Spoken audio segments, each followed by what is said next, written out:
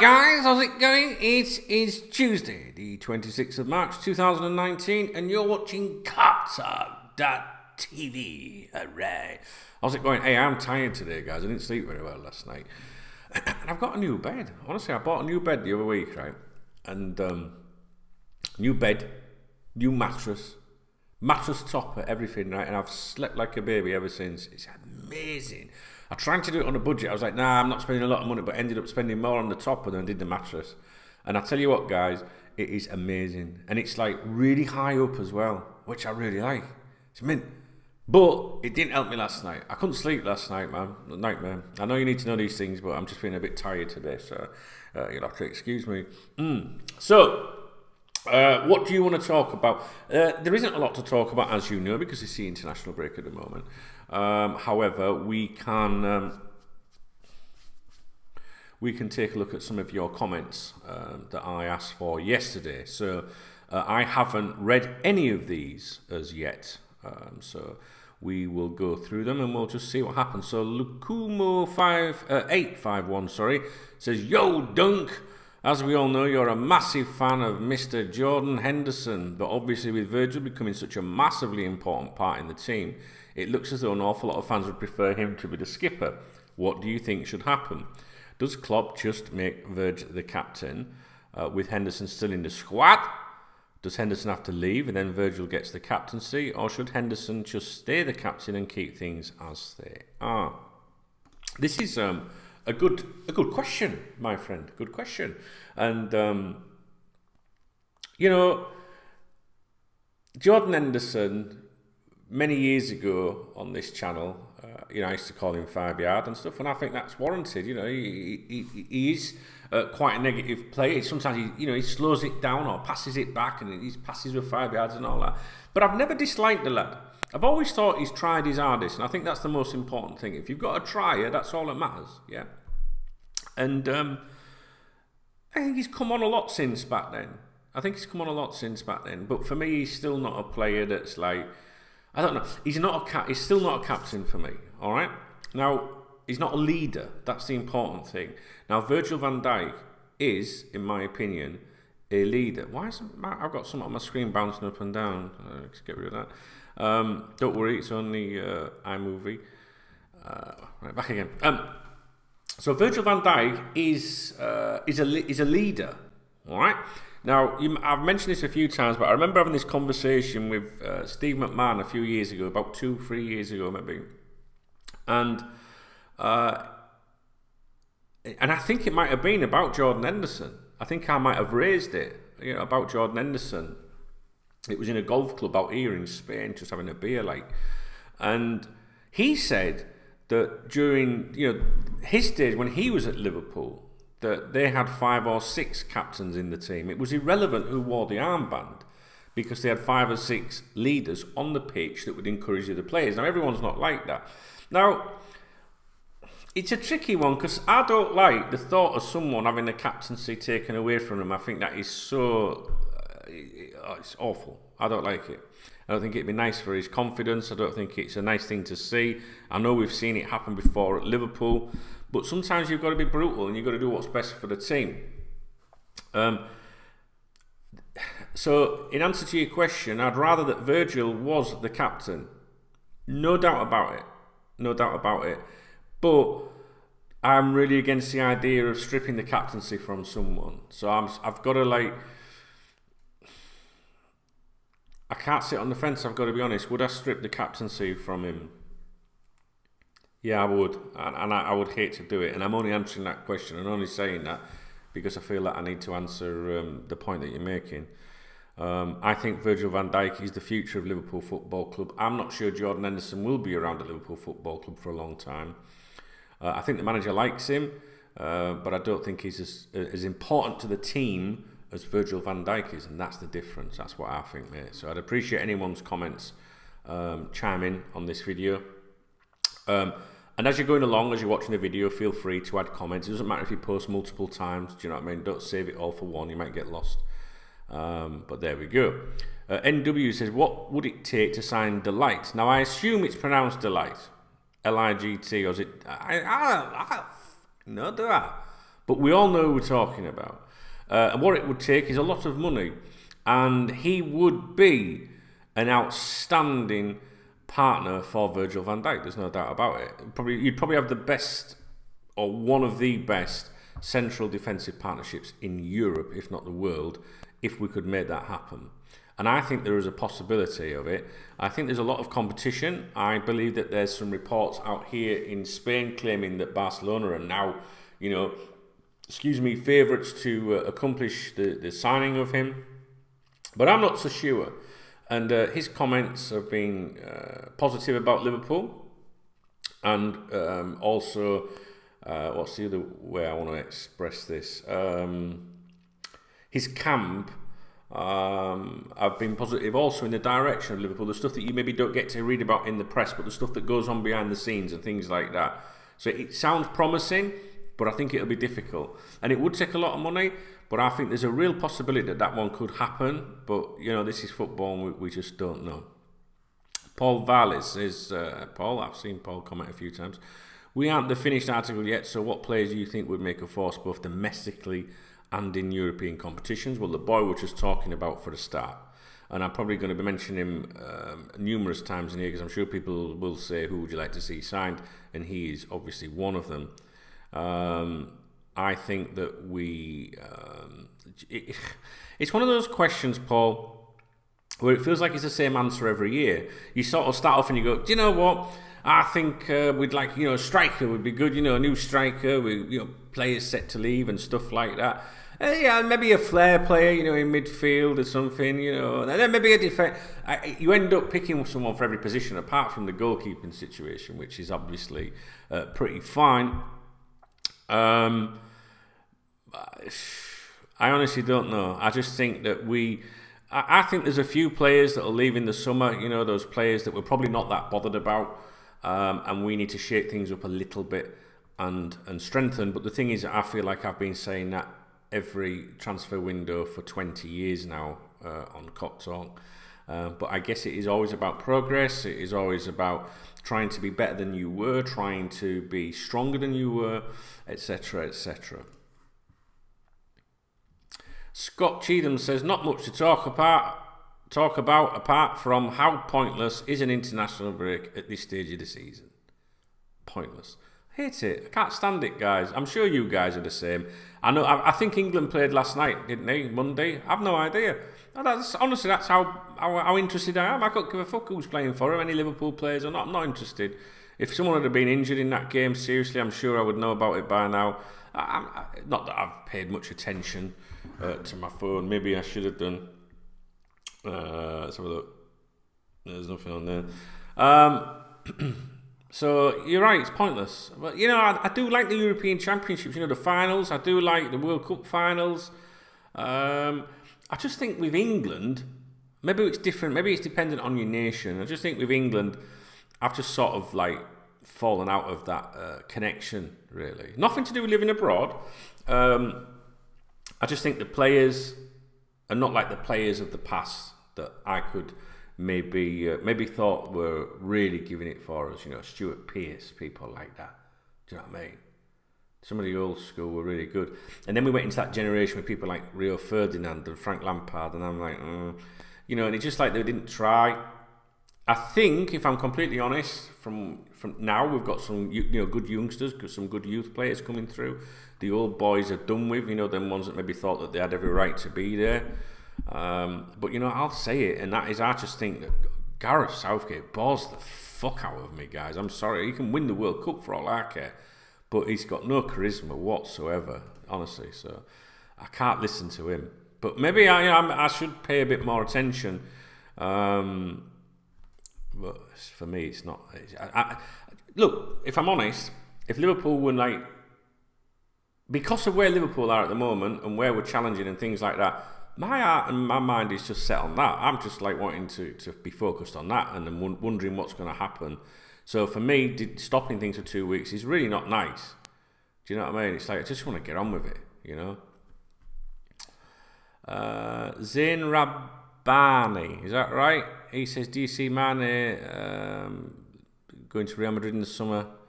And do you think finishing second and winning the Champions League would be a success? Yes, it would be a success. I do think that would be a huge success, because we have to remember where we were a few years ago. And we're now challenging for the Premier League, whether we win it or not. We got to the Champions League final last season. We didn't win it. But these are things that a few years ago we would not, you know, even 2-3 years ago, we would not be expecting to achieve. And I think we're forgetting that at the moment. I think we're forgetting that.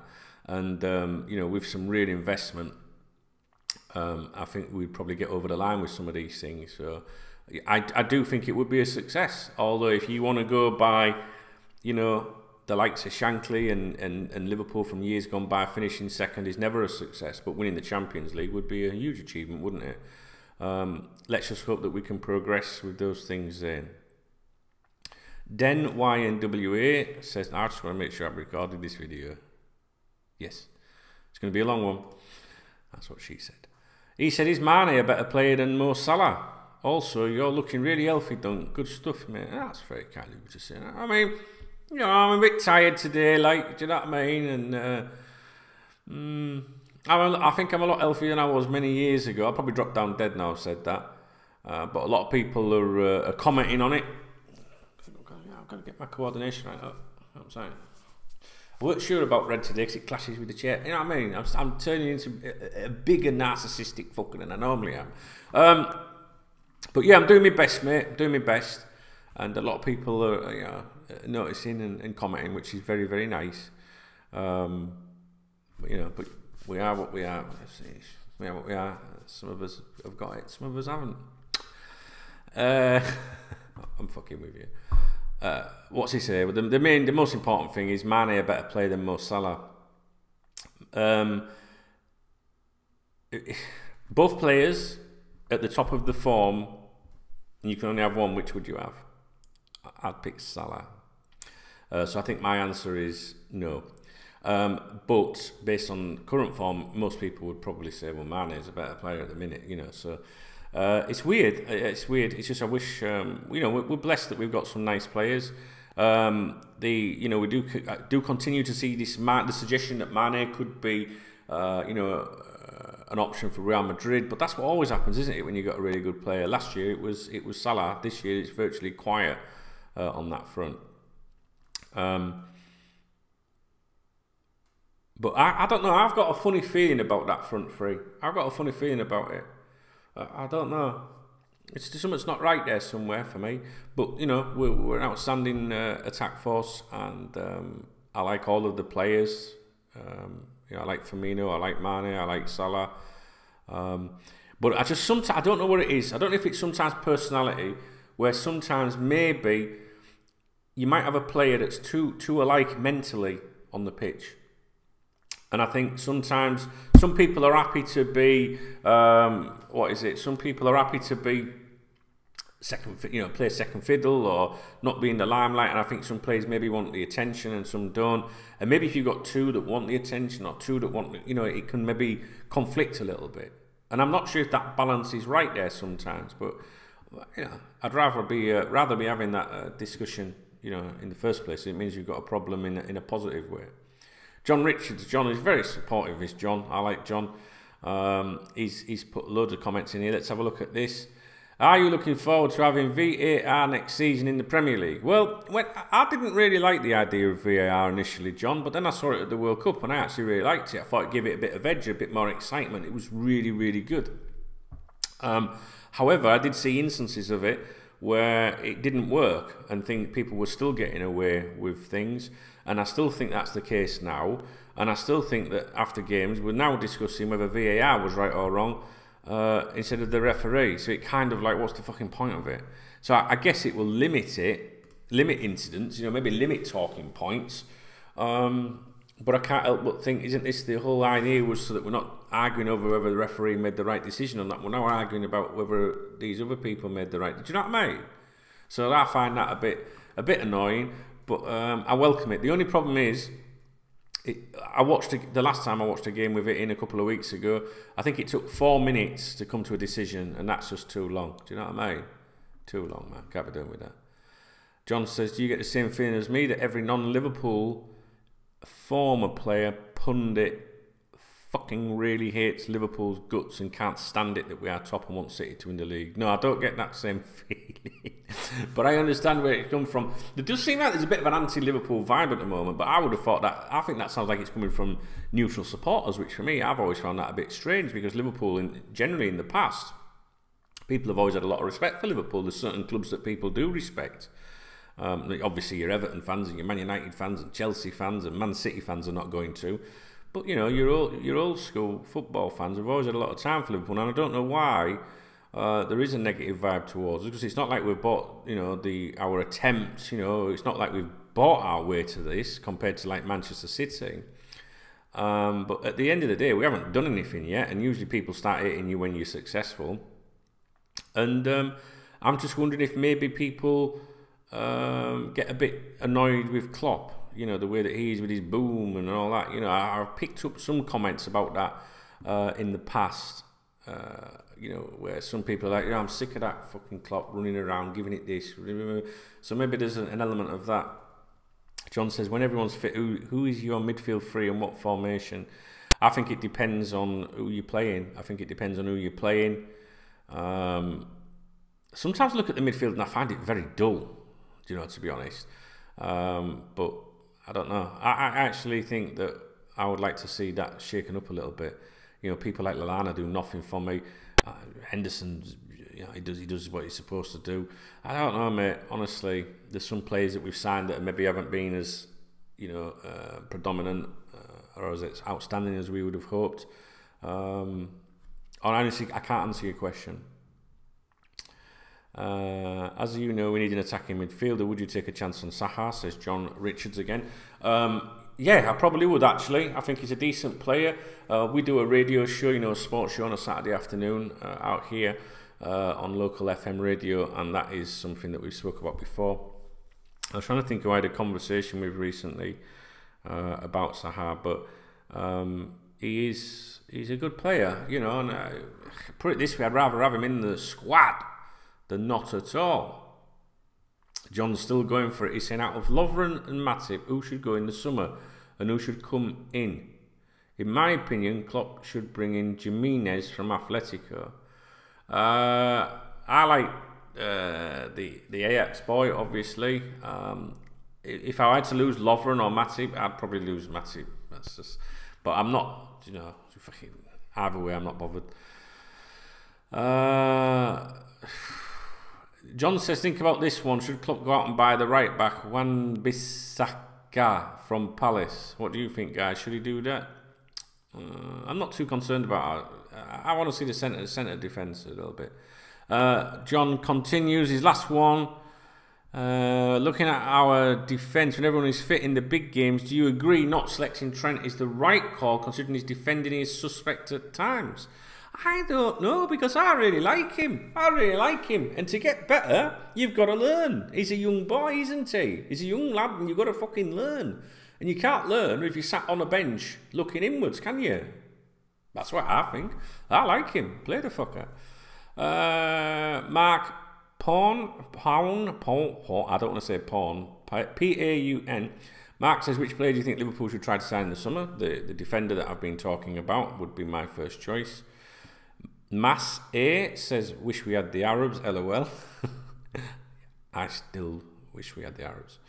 Paul Stevenson said, Klopp recently said that the club credit card will be staying in the pocket this summer. So what changes do you think, or have you heard, will be made in the summer player-wise? I haven't heard anything. It's been absolutely quiet of late, but I think it's a little bit early. I think the only one that sounds like we're trying to do a bit of work on is that central defender. And there was a name thrown at me to listen out for the other day, which if I can find it. Fiorentina winger Federico Chiesa. Don't know anything about him. So I'm going to load my browser up and I'm going to just quick, because I'm sure some of you would know I haven't. Come on, I said I'm going to load my browser. It won't start, right? Okay, fuck you then. How are we spelling his name? F-E-D-E-R-I-C-O space C-H-I-E-S-A. Let's see what you got for me. How old is he? 21. plays for Serie A club Fiorentina. He primarily plays as a winger, but can also be deployed as a forward or an attacking midfielder. He is Italian, and Italians don't do very well at Liverpool. 11 caps for Italy. Know nothing about him, guys. It says style of play is regarding as a promising young prospect. Talented, fast, skillful, hard-working, good technique, a short stature and a slender build, just like me. He usually plays as a left winger, a position which enables him to beat opponents with the ball cut into the centre and shoot on goal from outside the area with his stronger right foot, although he is also an accurate striker of the ball with his left foot. He's also capable of creating chances for teammates as well as scoring goals himself. He's also known for his defensive contribution off the ball and has been deployed anywhere along the front line, as well as in several midfield positions, most frequently as either an attacking or central midfielder, although he has also been used as a main or second striker on occasion. And he's the son of Enrico Chiesa, a former professional footballer who played for blah, blah, blah, blah, blah, and the Italian national team. All right, how many caps did his dad get then? 22. Right. So you guys might want to listen out for that. Okay. I think that Paul. I think that we will start to hear maybe a few more things in about another month. But the thing is, I think a lot of it is depends on what happens in the Champions League. To be completely honest with you. That's where it's about in terms of attracting the players. And I honestly think, I don't know if you've noticed this, but our transfer dealings in recent seasons, I think, or transfer speculation per se, I think that has been dependent or parallel with how we're doing in the Champions League. So I think, like, if we crashed out the Champions League today, for example, I think you would then see a host of players linked with us, because Liverpool would say, right, well, we can't go for them now, there's no point, we'll go for them. So if the longer you go in the Champions League competition, the less likely you are to see credible transfer speculation, if that makes sense. That's what I think. That's the pattern that I've noticed. And I think that the minute that your Champions League campaign concludes is when you start to see, you start to know, then things are a bit clearer to the club as to who their targets may be or who would be up for the move. So that's why I think we don't really see it like we used to do, because now it's the end of March. We would usually see the kind of players that we would be linked with now, but we're now like doing well in the Champions League, so maybe that's why we don't see those players or targets become a little bit more known until that concludes. I hope that makes sense. I think it should do. Solomon Shehatter, he says, do you think Liverpool should go in for Callum Hudson-Odoi? Is that how you say his name? I know you mean. From Chelsea. Yes, absolutely, but it ain't going to happen, is it? It ain't going to happen.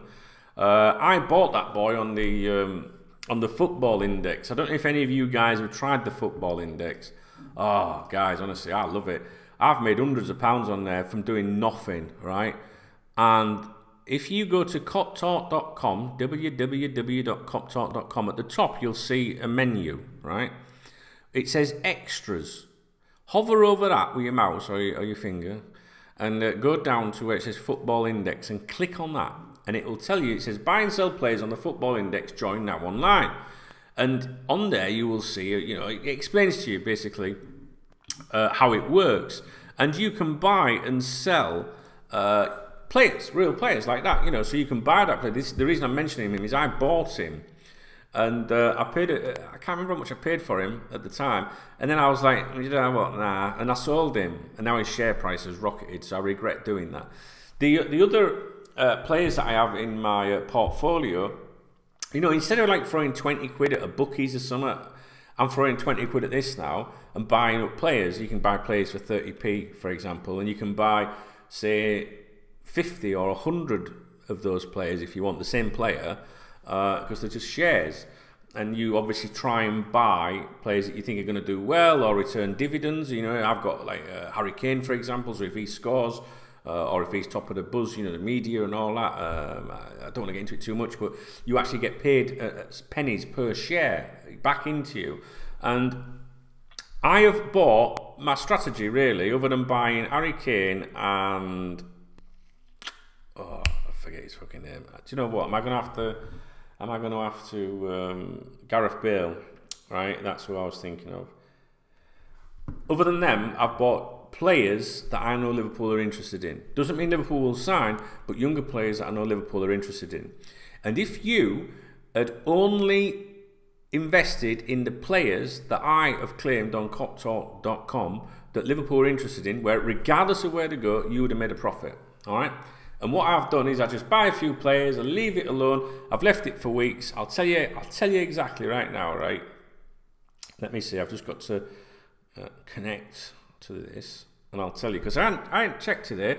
I can watch my face drop in real time if it's all gone pear-shaped. Right, let's have a look. Football index. So you get your little app. Yeah. Oh, it's too bright. Hang on, I've got to put my fingerprint on. Here we go. So my all-time profit, and I've been doing this probably about, I don't know, 4, 5, 6 weeks. I'm not sure. So don't quote me. Is up. My portfolio is up £236.37, and I've done nothing. I've just fucking bought some players that I believe that Liverpool are interested in, and players that I think will become good in the future. And I've made £236. Now I wouldn't have done that at fucking bookies. And the good thing is, you may have made £236, but you've still got the money that you put in the first place, right? Now, I tried a traditional bet recently when I was in England. I thought, I'll have 20 quid on football because I was bored. I had nothing else to do, just to have an interest in a random game, right? I think Sunderland were playing or something like that. Put 20 quid in, bet didn't come off, lost me 20 quid. With this, I'm putting my 20 quid into my portfolio, which adds to the value of that, and then the shares can go up and down. Now, obviously, they can go up and down, but fortunately, every single one of my... it's all changed now. Every single one of my players that I have purchased has made profit. And I'll run you through them. Declan Rice, Sandro Tonali, Nico Elvedi, Harry Kane, Delight, the kid that we're talking about, Gareth Bale, Adrian Rabiot, is that how you pronounce his name? You all know exactly who I mean. I've even got 3 shares in Jamie Vardy, but he's only made a few pennies. But the likes of Declan Rice, for example, has made me £37.23. Not linked with Liverpool, but a player that I think is going to be huge, right? And there's been a lot of hype around him recently, so saying that now, you know, is an easy thing to say, but when I did think that he was going to do well. So I made 37.23 on him. I've made 28.80 on Sandro Tonali, who plays in oh God, who does he play for? It might be Brescia or someone like that. Nico Elvedi, 38.70. Harry Kane, believe it or not, I've made £69.60. You know, so these are things. I mean, guys, I only do it for a hobby. I only do it for a hobby. So if you're interested in it and you want to learn about it a little bit, it's fucking dead easy, right? Or if you players you think, oh, I like him, just buy and share in him and see how it goes. Do you know what I mean? Vardy's only about £1 or something. KopTalk.com, click on extras, go down to Football Index and read the article. And I'm more than happy to offer some advice. Not that I'm really, you know, I'm just saying. I really enjoy it, and I just think I've always enjoyed a bet with the football. But now I feel like I've got all my money that I've put in, right? Plus I've made profit. That's brilliant. You know, I'd never get out with the bookies.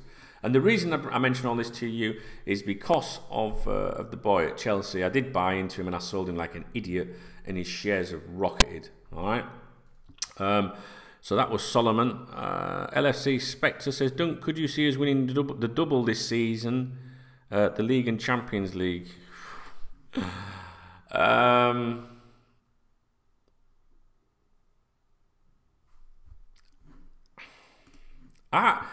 I can't even think about the Champions League at the moment.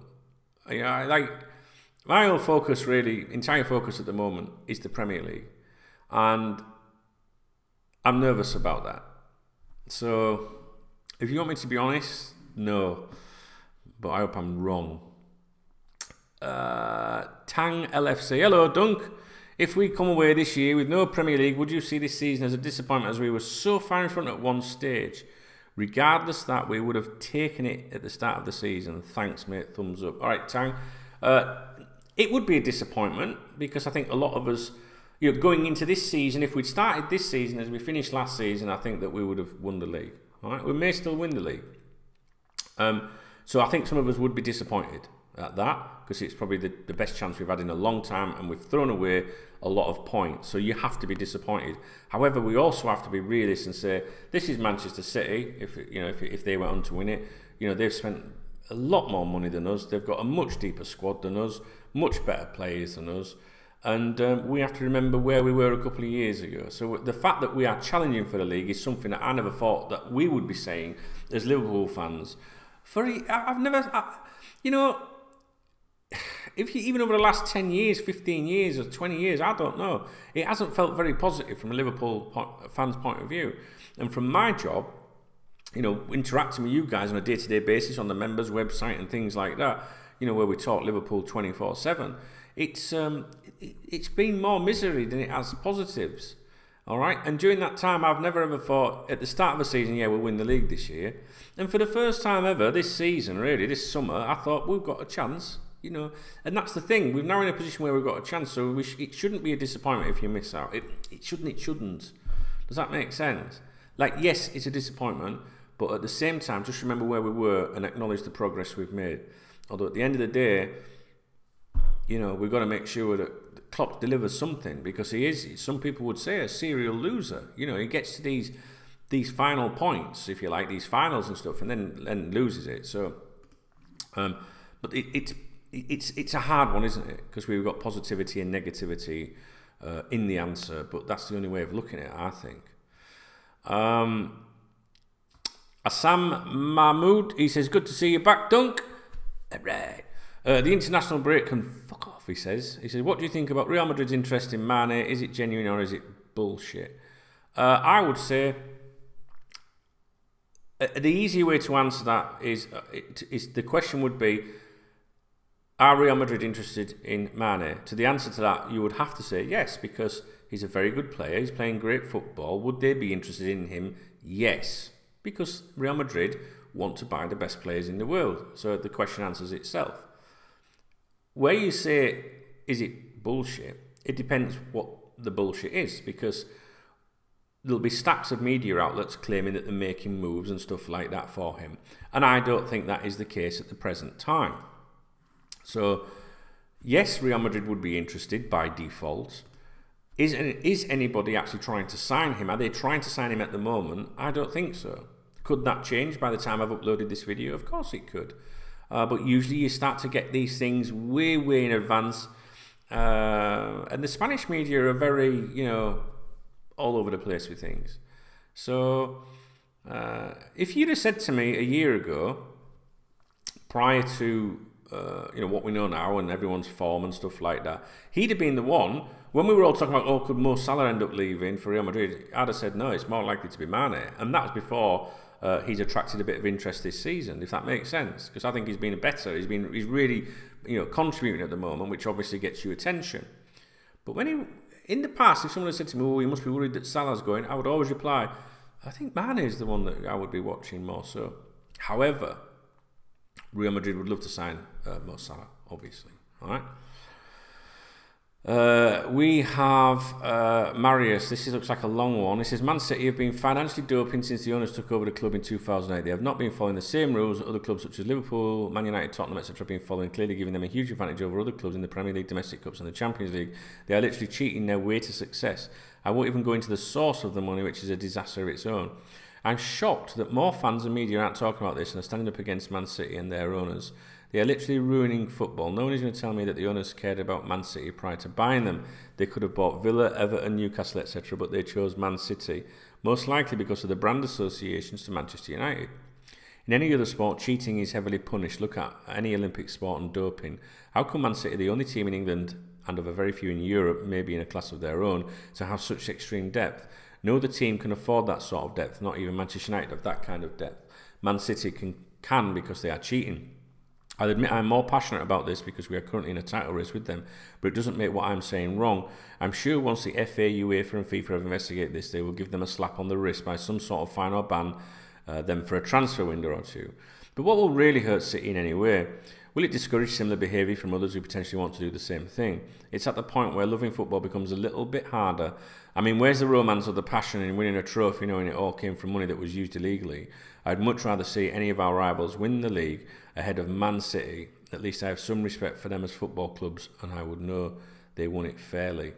Great shout. And LFC Spectres replied to that, but don't forget Chelsea and PSG all the same. Just got to do something, gentlemen, bear with me. Where's this?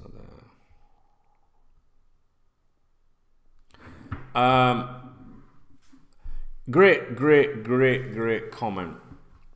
We debated this on our Saturday sports show the weekend. Ken, he's a Newcastle fan. I'm thinking of the other lad. He can't bear it. He can't understand how. Is it Birmingham City that had the points deduction? Did they have 9 points deducted that's taken them away from the playoffs or whatever, or at the top of the league, and basically put them at the bottom because of these kind of financial fair play. You're making a very valid point, and so did Spectre there, the other kid, talking about the other clubs. And there's been I can't think, I don't know if it was Malaga or some Spanish club out here or something got penalised. Financial fair play is a joke, an absolute joke. And there's fiddling your books a little bit and making it, adding a bit of stuff. But it seems like they've gone allegedly to the extreme. And it isn't. It ruins it for me. It ruins it for me. I mean, would you really, be honest, right, want to win the league as Liverpool if you just bought it and just wiped everyone through just because you had the greater finances? Yes, right now we would do that. We'd all go, yeah, fucking too, right? Because we haven't won the league for years, since I was 15 or something, right? But the reality is, you wouldn't enjoy it. Just like I wouldn't enjoy it if Manchester City were deducted points from the Premier League and we won the league, because everyone would go, yeah, they won the league because... Do you know what I mean? So if we're going to win the league, I'd rather win it fair and square. But you're right, it does take the shine off it. It does take the shine off it. And how are the other clubs supposed to have, any chance whatsoever? The thing is, people will say, well, it's not, that's their problem, isn't it? We shouldn't be all on a level playing field. But should we? I don't know. It's a tricky one. And I don't like it. I agree with you. And one of the worst things about the Premier League up until recently has been the fact that it was always the same teams winning it all the time, or that could win it. And if you look at the gap between the top 5, 6 or whatever and the rest, it's just stupid. And you then become a situation like in Scotland where they just piss it. It's pointless. And I don't want to say I'm bitter towards Man City, because I'm not, because their fans over the years, they seemed much loyaler before. I don't know about if you've noticed that, but they don't seem very loyal now. But in the past, they were a team that, they always had, I thought they had decent fans. Like Newcastle, Leeds United, stuff like that. But I don't know. I'm sure they've got a lot of fans today that have been Man City fans all their lives that don't like the new wave of fans that come in. A bit like Chelsea will have gone through that. But I completely understand what you're saying. And they're saying, oh, they might get a Champions League ban or something like that. But I don't know. I don't know what the answer is. I would really welcome you guys to chime into the comments on this one.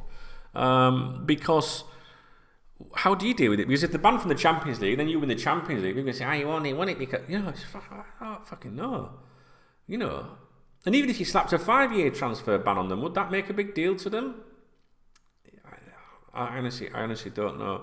But someone's got to be made an example of, and I don't understand how a team like Birmingham City get wiped like that, and Man City, all right, maybe Man City haven't been convicted of any wrongdoing as yet, but it's just weird with me, and I think all of us would agree that these super clubs, these big, rich clubs, seem to get away with it, and the little clubs that may be bending things a bit, they get fucked over straight away. I can't understand it. But it's an absolutely fantastic comment, is that. And that is it. I think that is it. I'm just going to refresh just to make sure no more comments have come in since I've been recording, and they haven't. And I think that's a long enough video, guys. I've given you 40 minutes. I don't give many people 40 minutes, guys. I can assure you of that. So I hope you've enjoyed that. I don't know if I'll be making any more videos for you over the coming days, because I don't know what to talk about. But obviously when we get back to the real football at the weekend, then that will change. I am doing some videos now on my own personal YouTube channel about life, about shit, about everything. So if you enjoy my style, or you just want to You know, when you're bored at home, just chilling, and you want to listen to some shit in the background, why don't you drop me a sub over there, all right?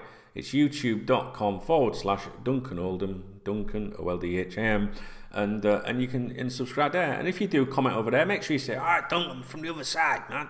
And then I know you are, do you know what I mean? I'd really appreciate that if you do, guys.